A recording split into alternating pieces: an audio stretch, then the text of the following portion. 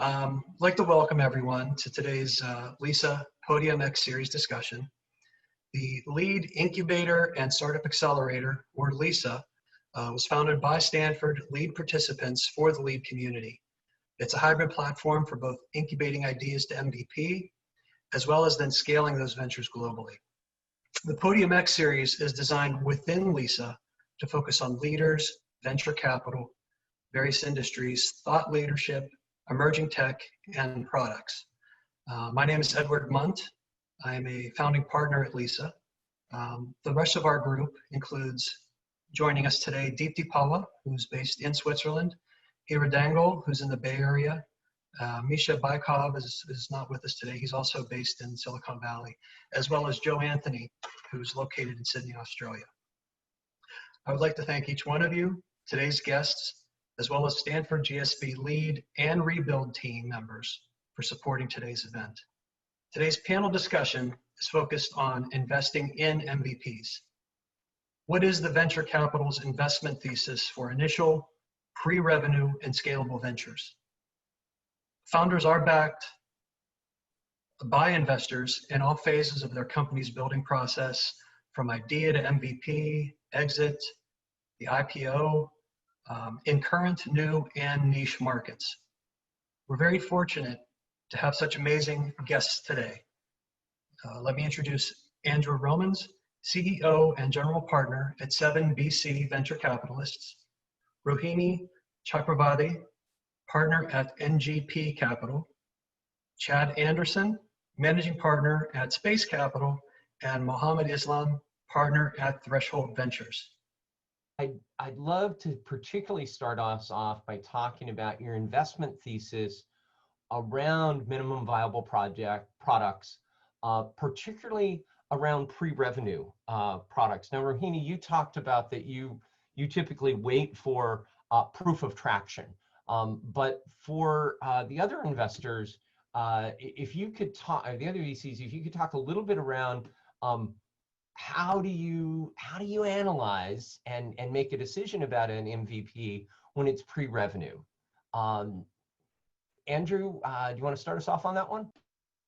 Sure. Well, I'd say that different funds have different strategies. So, you've got, like, at one point, Ron Conway at SV Angel was offering $150K on a convertible note to every single Y Combinator company without even going to demo day. You got Right Side Capital Management that'll have 300 companies in one portfolio, writing a ton of checks of 50K to 150, and that's what they do. And then you've got other funds that invest later. Right now with our fund, with 7BC, the earliest we'll invest is when they have 100K monthly reoccurring revenue, and then we call that late stage seed or pre-A, and 7%. Being a little, colorful with the name 7BC and Seven's Lucky is that it's also 7 continents, but to put 7% of our capital into pre-A. And originally, pre-COVID, our plan was to invest in some totally pre-revenue companies. And some of the best investments I ever made, like Superhuman, are pre-revenue. But with COVID and with the LP community behaving the way it is, we're leaving it to 100K minimum MRR. So that's kind of 1.2 ARR. I think to answer your question specifically, maybe on behalf of myself, when I was doing the raw seed and others that do it, you're mainly investing in team. You want to see that there is team, that there's real technology, or at least a path and credibility to make the technology, and then a big market. So when Raul Vora, when I first met him, I was addicted to Reportive, his old company before. And so I like that. I invested in his cousin's company, who I just adore, him and his family.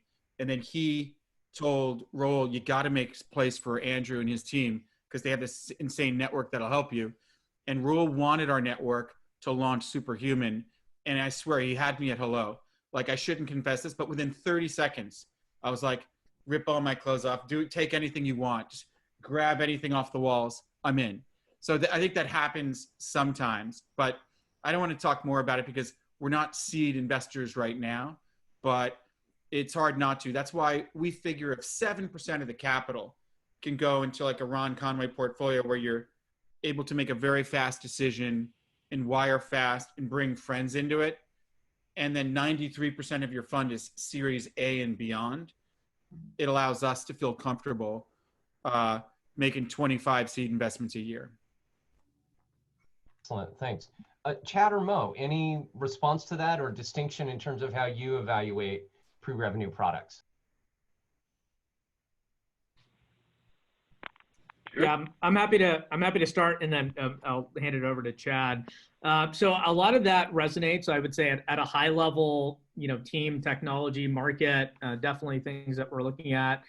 Like I mentioned before, we're looking seed, Series A, Series B, so different sort of levels of product market fit. At some of the seed companies, it's not only pre-revenue but also pre-product, and so a lot of the bet is on the team and their ability to kind of build whatever technology or product or service it may be. So we do spend a ton of time getting to know teams. We like to say we're a relationship-driven firm, and especially now with COVID, I think that's even in some ways become more important just because you can't meet people in person. And so all of the, I think the last 6 or 7 deals we've done, we've never met the founder before in person, which is a new thing. And so I would say a big part of it is the team. We don't have specific revenue metrics. I think if you're looking at an enterprise company that's at Series A, a lot of people will be looking for $1 million in annual recurring revenue. That's usually a staple a lot of folks will use.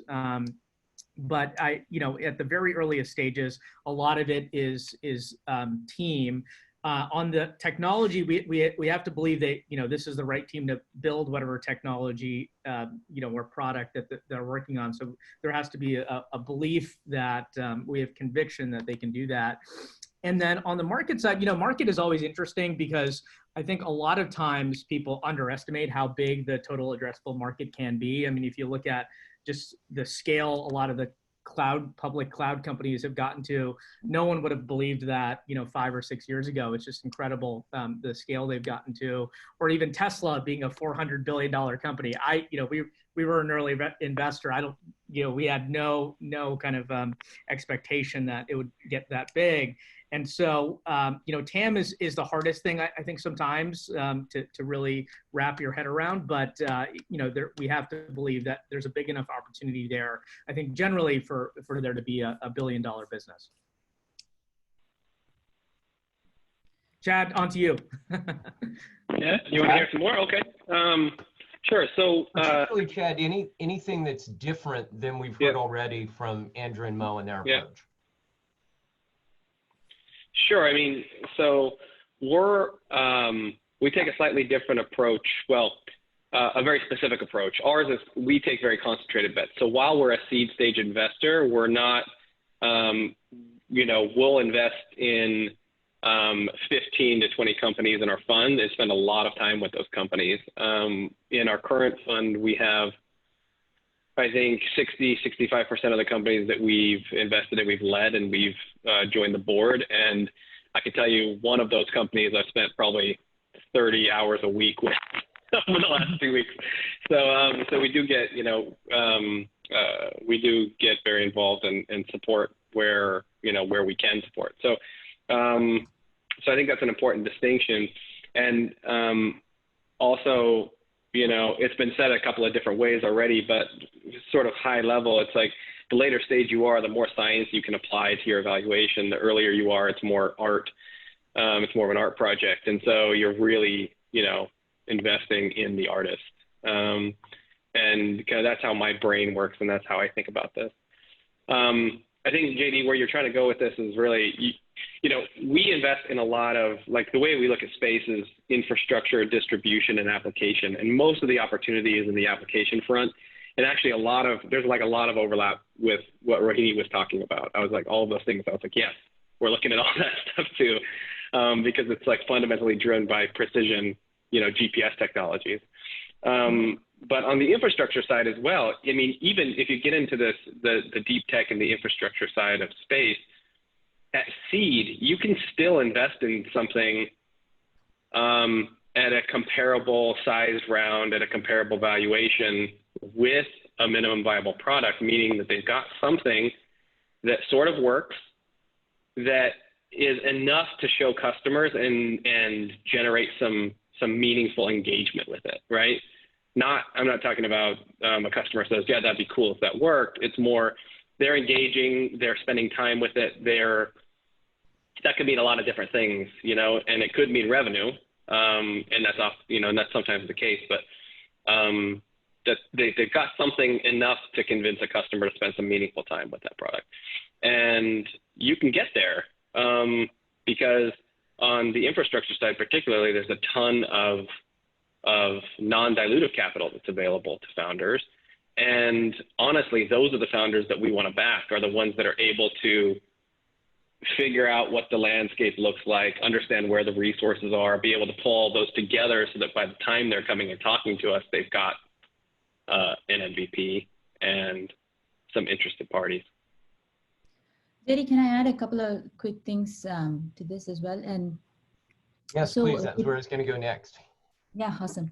No, it was interesting that Mo mentioned that they're a team-driven, firm, and that's one thing that maybe that's an easy framework for founders to think about when they're talking to venture capitalists. People have a strong suit, so you have usually it's team, product, market, right? That's those are the three areas where that venture firms also have kind of a natural strong suit on that, or that's how they're organized and that's how they think about things.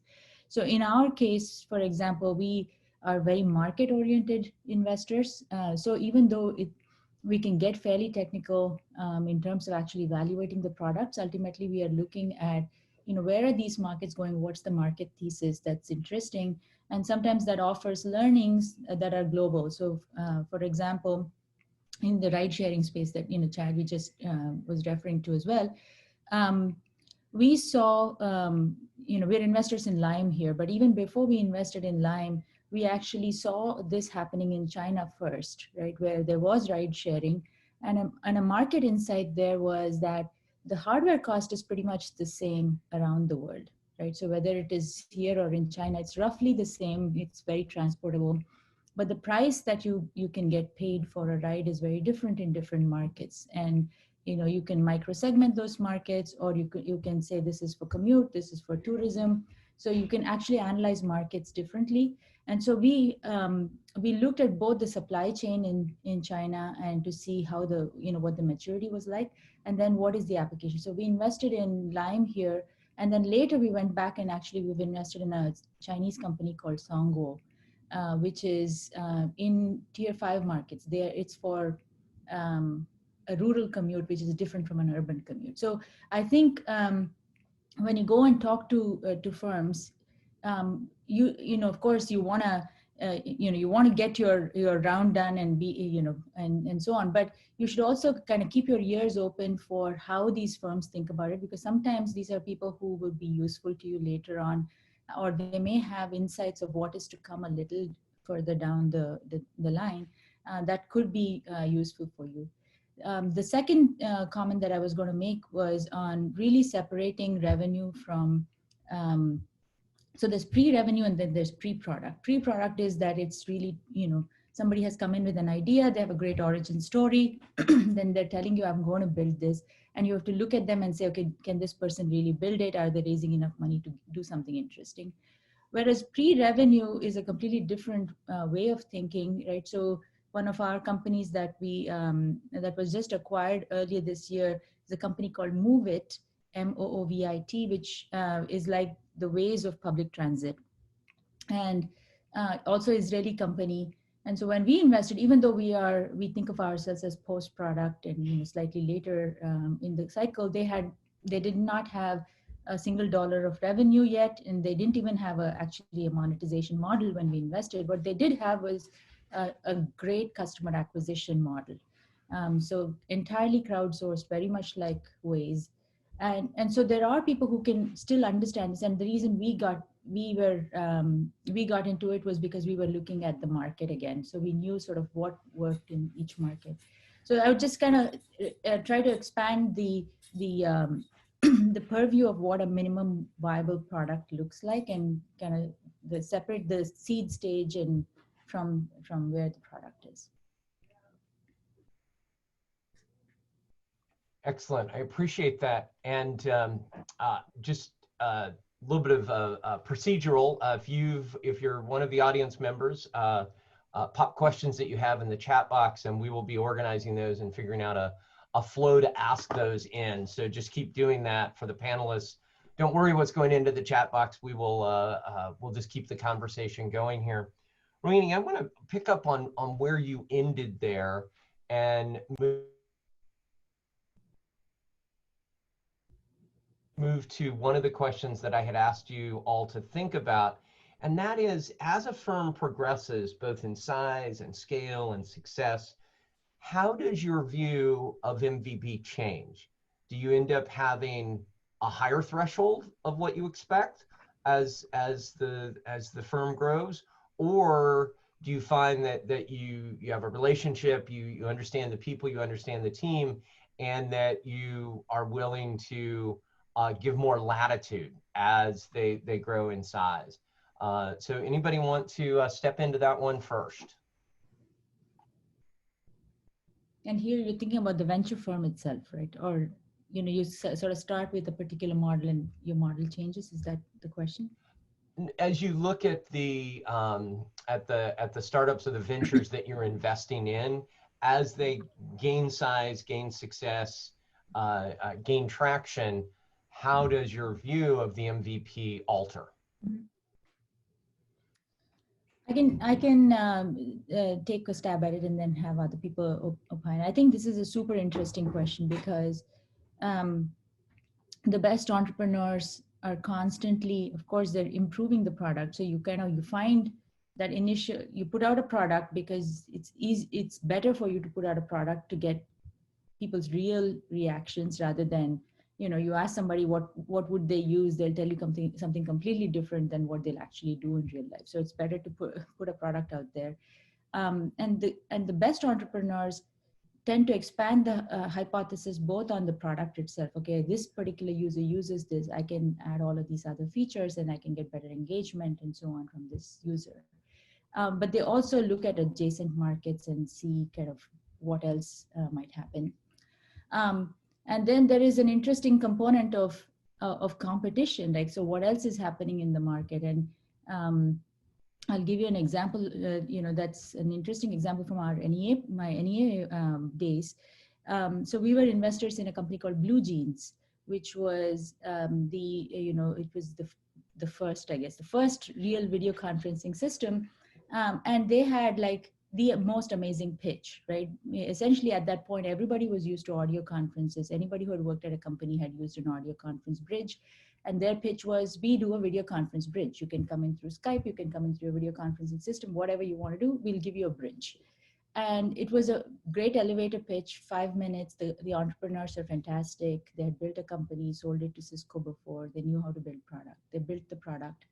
And they got from there to about 30 million in revenue.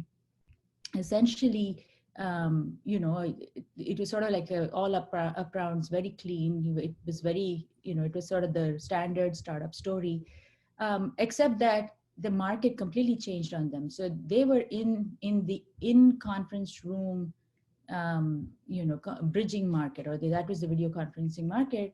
And when Zoom came out, Zoom was essentially, first of all, they had a much better product, much different product, and it wasn't intended to be in conference room at all, right? It was just completely out of the conference room. They didn't care about telepresence and life size and all these systems that they didn't have to deal with at that initial stage. And then they came back into the conference room market. And, today you use, Zoom's a $70 billion company and Blue Jeans got acquired for 400 million. That was still a good company. I mean, it's, and they're still fantastic entrepreneurs. But I think this whole idea of what is a viable product, you have to separate the minimum and you have to separate the viable from the product, I think, in that term. Yeah, but I think that changes because, how you define the market, what your competition does, and also what new technologies become available that make things easy. Like when Blue Jeans started, nobody expected you would be doing this much video conferencing on a little mobile phone. So it's also sort of market timing that's involved in there. Excellent. Thank you for that illustration. Any of the gentlemen want to offer your perspective on how MVP changes, or looking at M separate from V, separate from P? Yeah, I thought that was great by Rohini. Similar kind of thought process for me in terms of, I think product market fit is just it's a journey, really.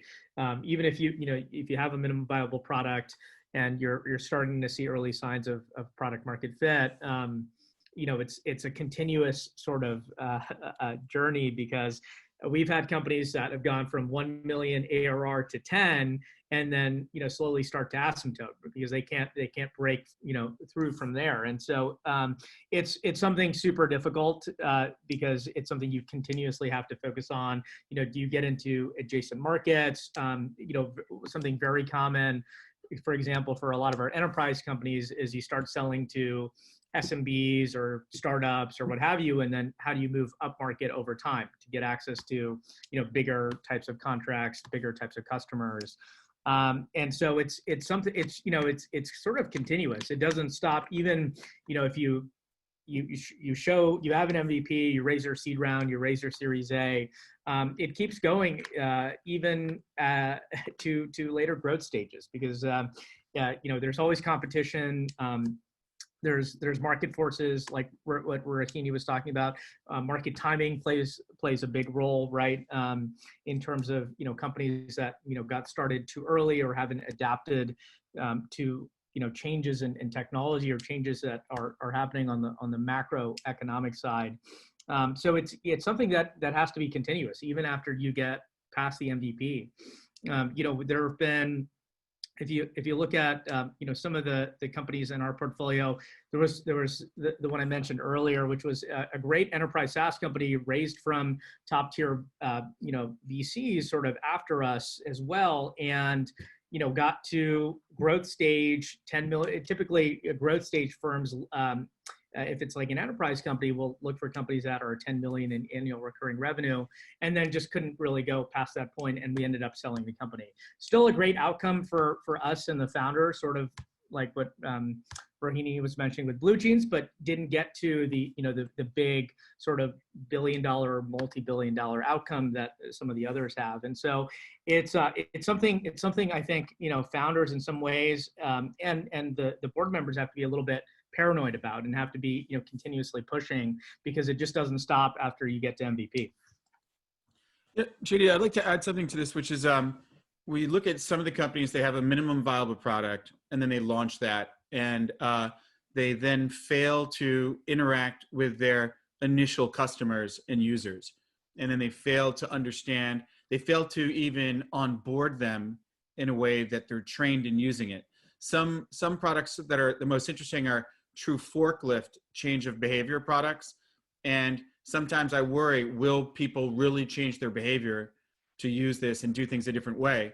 And I think I mentioned Superhuman again, but I've been speaking to Roa Vora about it, that I think one of the interesting things that Superhuman is giving all of us is teaching us how to truly onboard your first customers and make sure that they truly use the product and get all the value out of it. It's kind of like when you meet people that work at Google, they're wizards on how to connect all this Google stuff. And I barely get below the tip of the iceberg on how to use all that Google stuff. And I wish I worked at Google just so for the rest of my life, I would know how to be like an Apple genius and all that. But with the minimal viable product, what Raul did, which is so genius, is that they onboard each person with like a 30, 60-minute session, and they collect all this feedback continuously from the users, so that they really don't have any churn, and they truly fine tune the product. It's a bit like one great tactic for creating something out of nothing is forget all these VCs, forget all these angels to say, come back when you've got like quarterly EBITDA or 100K MRR. Just get a customer and custom build your product for what they want and let them pay you.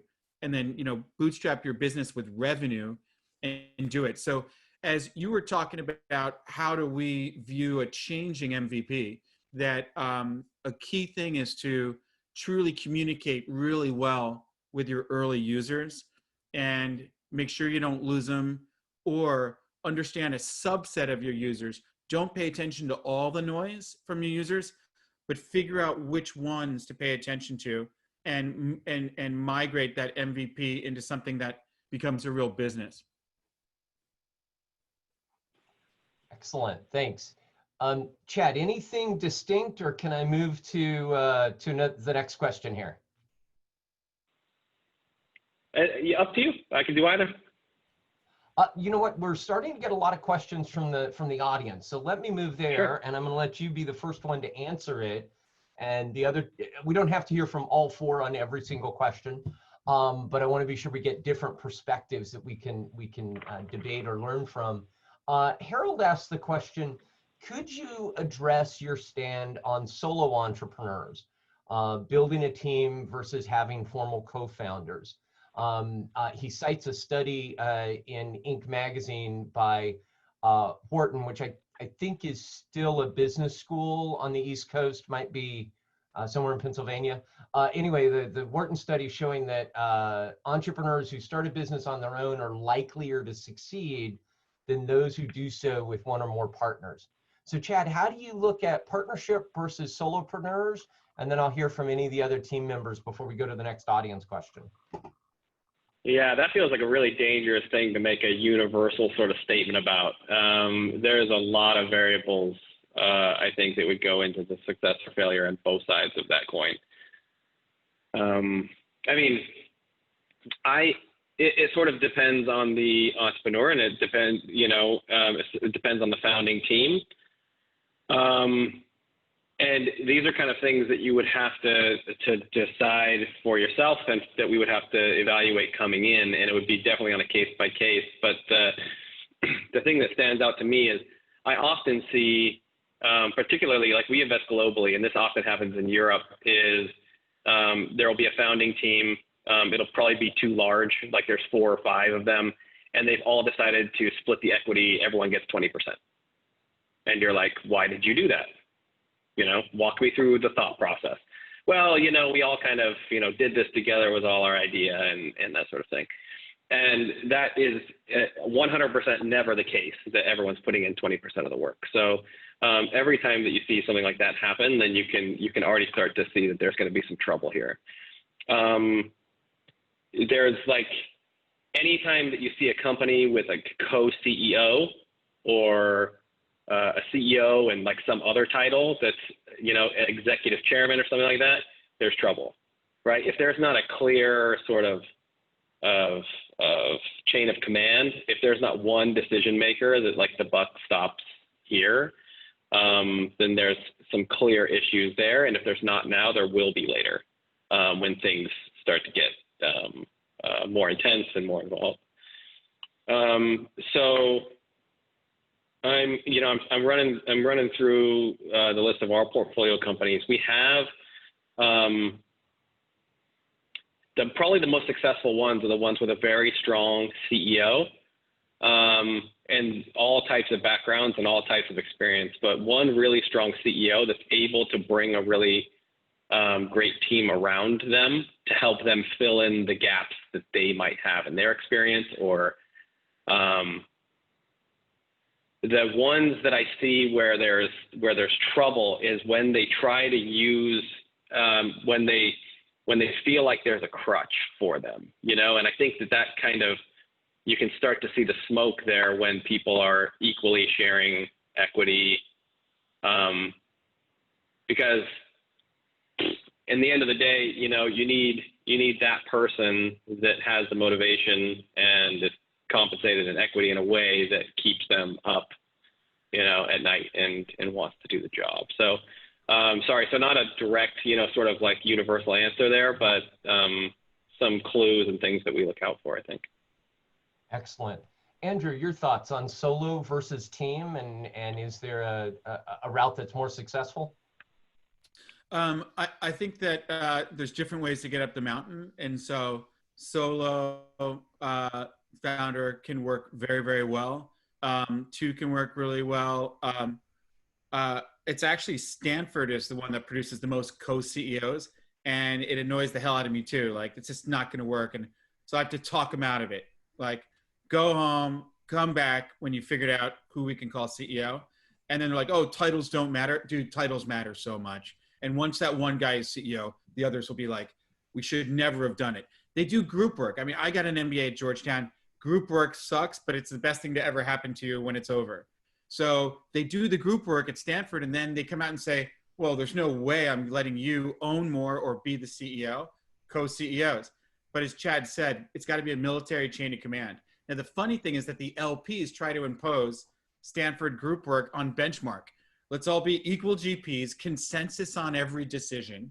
Like Steve Jobs said, there's no art by design by committee. Yeah, design by committee. You ever like say, everyone get a bottle, we're going to make a painting together? You got to burn that thing afterwards. It looks horrible. So I always laugh about like people hate, we all have to have, you have to be like Stanford 3-way, 5-way co-CEOs at benchmark, although we don't tolerate it at our portfolio companies. Yeah. But it comes down to like Mission Impossible, the old TV show before Tom Cruise kind of ruined it. The beginning of the show is that he looks at the people and he's like, all right, I got my like explosive expert. I got my woman who can speak with a Berlinish German accent, whatever. And that team can accomplish the impossible mission. It's the same thing with startups. You need a team that can accomplish that impossible mission. And there's a bit of yin yang of this is the introvert genius. This is the extrovert salesperson. This is the one who knows the industry. And you got to put that team together. If one person walks into your office, one woman walks into your office and says, I'm a solo founder, but I come from this industry and I have my Mission Impossible people to bring in, and I can convince you that I can make this technology because I made that technology before. You can say, all right, we can fully populate the management team and pull down this impossible mission and storm the castle. If a team of like 5 people come in and say, yeah, I'm the explosive expert, I'm the one who speaks German, I'm the one who knows the market, then you're like, enough said. We have a fully populated management team. Let's look at the cap table and maybe put you guys on, founder vesting shares. So if one of you breaks up and has a divorce with the rest of you, we don't have too much dead weight in the cap table. So different ways can work, but you need to be convinced that we can fill in the missing bits together. Yeah, got it. So let's be clear though, the reason Stanford does so many group projects is because it's easier for a professor to grade 12 projects than it is to grade 72. So that's why we do a lot of group work at Stanford. So Rohini, your thoughts on the question versus solo versus team, and then I'm gonna flip the tables and look at how entrepreneurs should decide which VCs they go to. But your thoughts on solo versus team? Yeah, I mean, lots of good points there from Andrew and Chad. So it is case by case, and it depends on sort of where you're building it. Maybe some other hooks that you can think about is typically if this is a business model innovation, right, where an industry and you're kind of turning it around, you may be able to pull it off being a solo entrepreneur, and you have this visionary who's going to build it no matter what, and people will say, okay, yeah, I can get behind this person and do that. Where I think it becomes very challenging is that once you start building a product, especially if you can't build the product yourself, and most interesting products are a team problem solved right now, it's really hard to hire the first employee. Right? Most, if somebody is good enough, they want to go be a founder themselves. You might get much better quality people on your team if you're willing to have a founding team versus saying, I want to hire you to be my employee, right? And I think that especially with a lot of technology-centric ideas, that becomes one of the bottlenecks, because there might be a 10x difference in the value between someone who comes in as a founder versus who comes in as an employee and wants to be trained on the job, right? So And if you don't know how to build it and they don't know how to build it, like this product, this project is not going to go anywhere, right? So you kind of need to, you need to have somebody who knows how to do this. So those are a couple of things that I would encourage people to think about. On the comment about the founder equity, I do encourage people to be generous with founder equity. And we had a company at NEA where there were two founders who were still leaving VMware to go start this company. And so they were the first two founders. And there was a lot of this, angst about where does the IP stay? So you can't do too much work before you leave your previous employer, do this, all of that. But they did need to get this off the ground. They actually left a pocket of founder equity because they knew, like, once they stepped out from this company, that they would want to have one other founder or maybe even two other founders. And there was a pocket of founder equity. So it's the opposite of, what Andrew was saying, because it is really important that the founder equity both reward somebody's current value as well as somebody's future value. And so in their case, they figured that if I have this founder equity available, I can hire a much better, storage system expert than if I didn't have founder equity available. So those are some things to think about. That's a great illustration, and I just want to compliment all four of the panelists. The stories are so helpful because that really illustrates the point that you're making. We're not going to get to all the questions that the audience is posing, but the next one that I want to look at came in from Sahil, and this is flipping the table. And Mo, I'm going to start with you on this one. From a founder's perspective,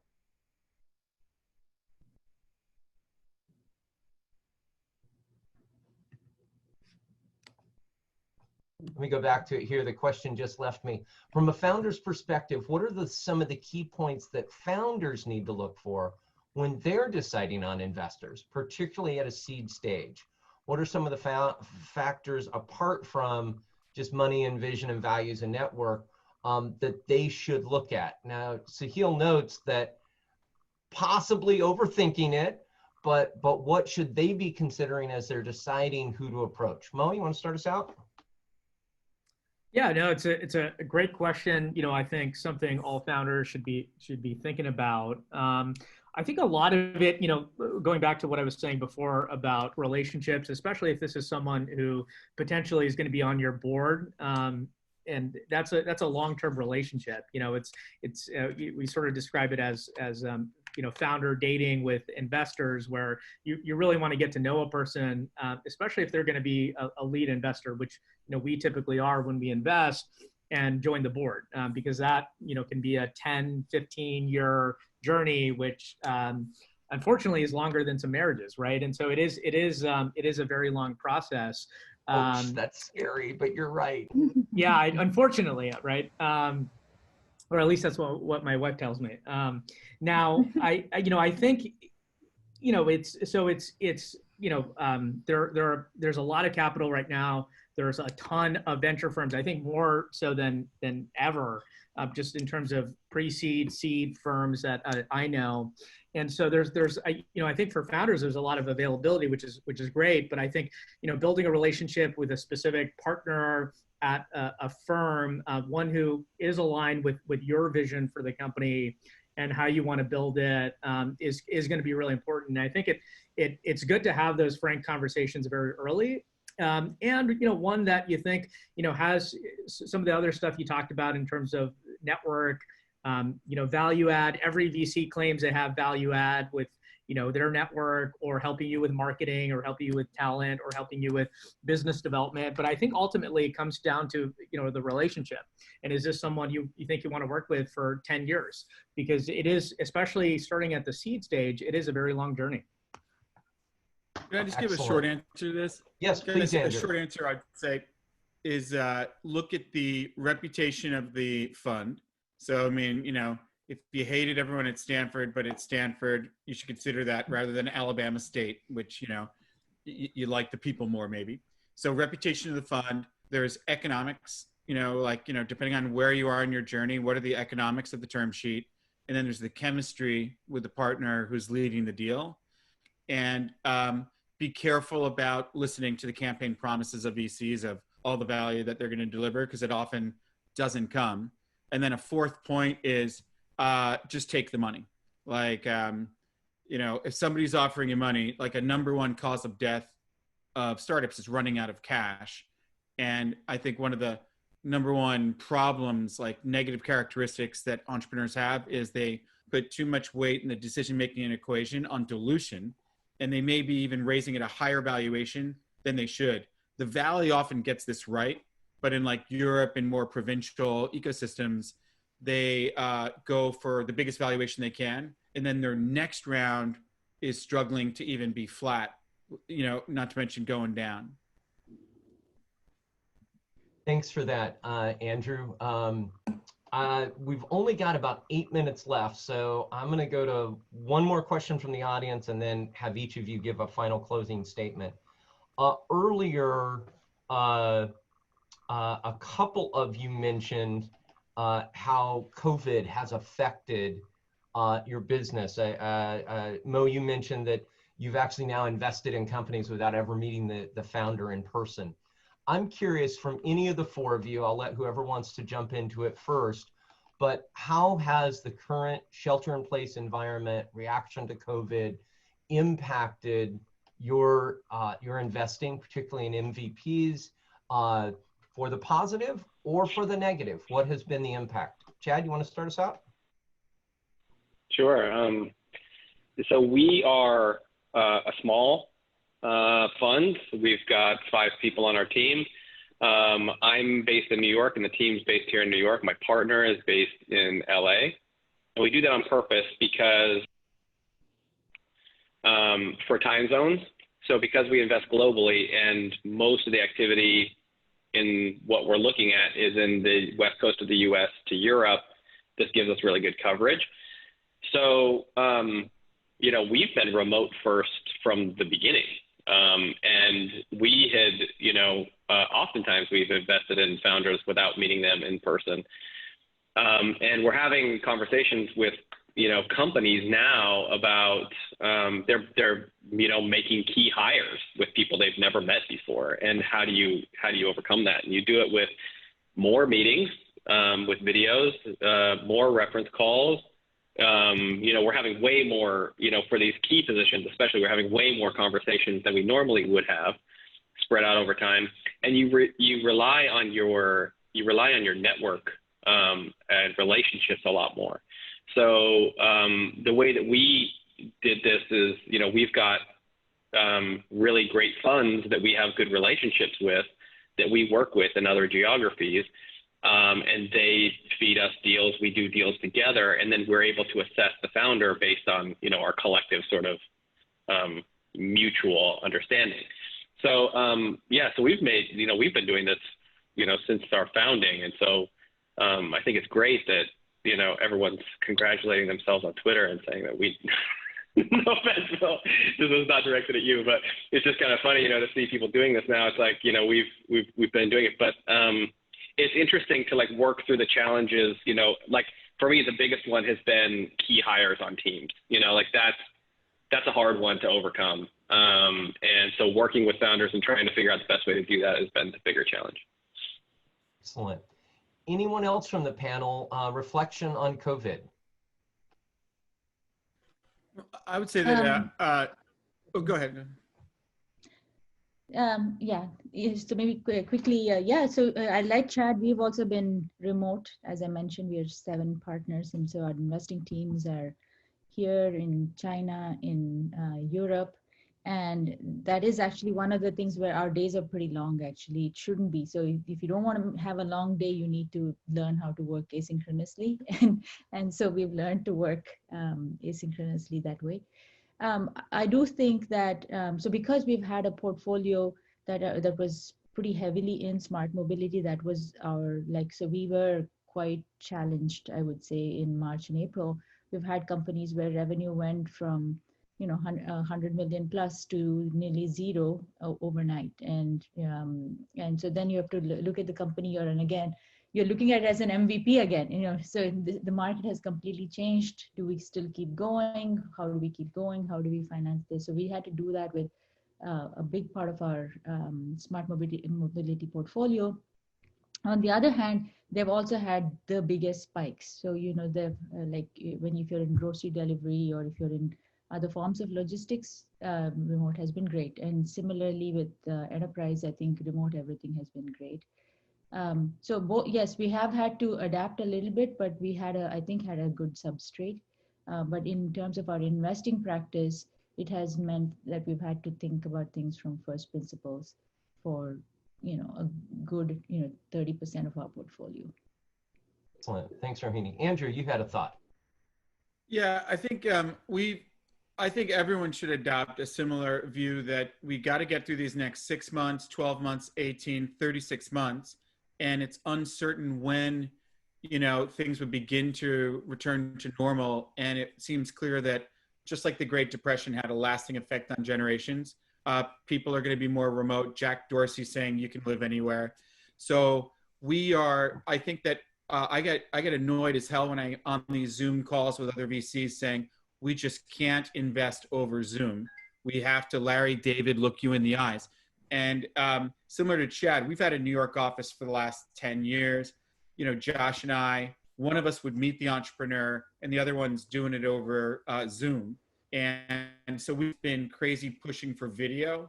And I've been traveling more than 50% of the time before COVID all over the world, raising money mostly.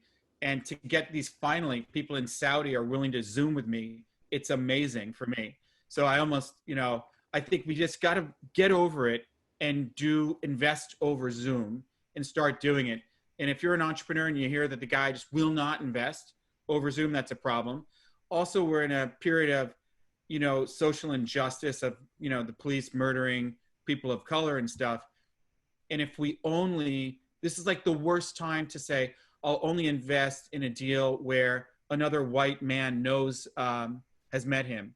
And it'll just make it even more of an insulated circle if you head in that direction. So, you've got to just do the work and start talking to people while you're walking your dog and, get to know these people somehow without meeting them in person. There's face-to-faces happening in the Valley now, where it's not in Sand Hill Road, it's more of in an outdoor restaurant or something. Right. Excellent. Thank you all. That was not one I had prepped, but as we started the conversation, I really don't think we could have not taken a moment to look at that. So speed round, you each get one final thought. And the question I have is, what's the one piece of advice you would like to give the current Stanford Rebuild program and Lisa cohort? And it may be a piece of advice you didn't get to put into an answer earlier because I cut you off or I moved on to somebody else. But what would you like your closing thought to be around today's conversation for the participants in the room? And I'm going to start with Mo, then Chad, Andrew, and Rohini. You get the very last word. So Mo. Yeah, I just want to say, great panel and great audience questions. Thanks so much. We talked about MVP, product market fit, team compositions. The one thing I think I'll leave folks with is, especially as you're working on whatever product you're building and you're going to go talk to investors, really think about the narrative.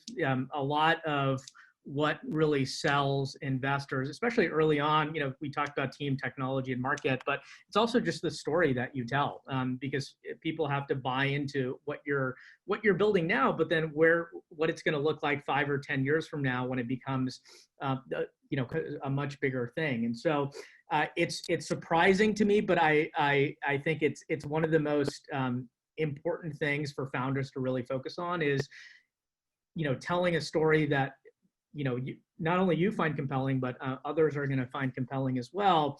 And really focusing on that in terms of when you pitch investors, when you pitch customers, when you pitch, employees to join you, that narrative is going to be important kind of going forward. So it's really worth thinking about that because that's something we definitely look for is the clarity of thought around that.